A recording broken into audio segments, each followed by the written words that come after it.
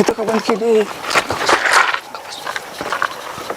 हे बाळा हे आपल्यात बोलली नव्हती लाख मागाशी ढकलायची. का बस शांत बसतो. मला येणार ना पण नाही तू बाहेर थांब. ऐका बघ का बस.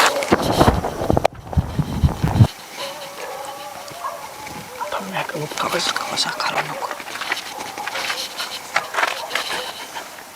जावीच्याला कुलूप लागलं.